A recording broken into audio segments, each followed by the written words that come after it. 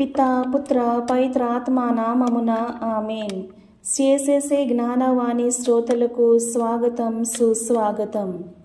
ఈరోజు మనము సామాన్య కాలపు చిట్ట చివరి ఆదివారంలో ప్రవేశించి ఉన్నాము.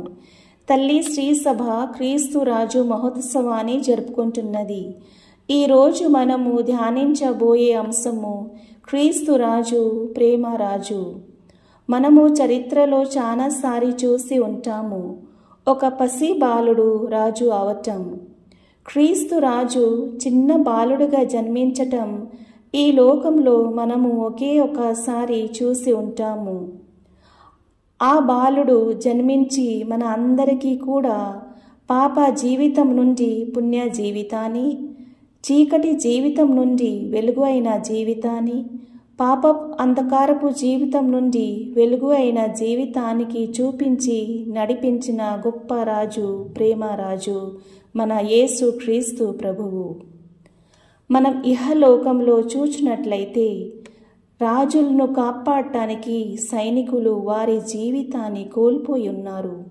కానీ యేసు ప్రభు మాత్రము తన ప్రజల కోసం మరియు పాప అంధకారం నుండి తొలగించటానికి తన జీవితాన్ని బలిగా అర్పించి ఉన్నారు.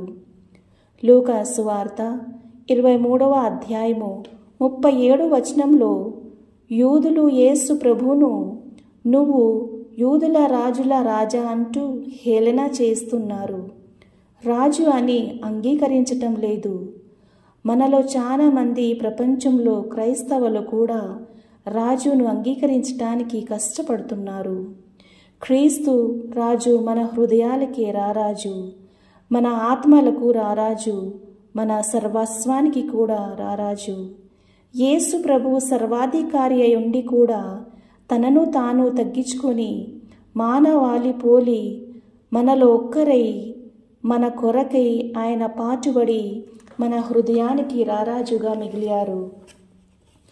మనము పాపంలో పడిపోయిన అందరినీ యేసు క్రీస్తు పాపం నుండి విమోచించటానికి దేవుని యొక్క కుమారుడైన యేసు క్రీస్తు మన కొరకై ఈ లోకంలోకి వచ్చి ఉన్నారు. మన రాజు, హృదయానికి రారాజు.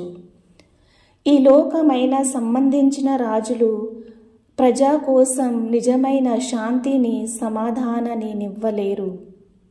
మానవ హృదయానికి శాంతినివ్వగలిగినది ఒకే ఒక రాజు, ఆయనే క్రీస్తు రాజు.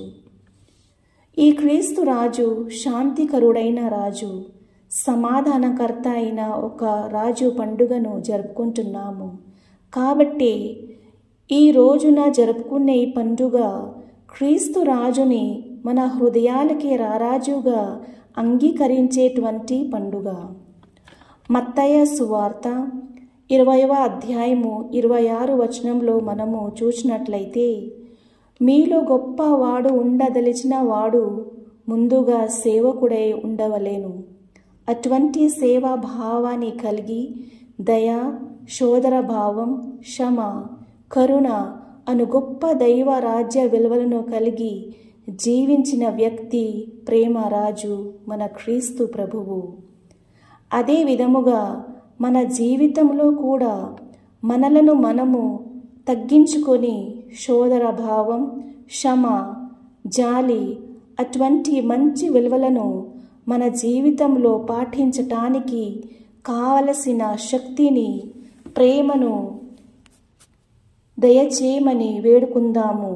ఆమేన్. క్రీస్తు రాజుకే జై, క్రీస్తు రాజుకే జై.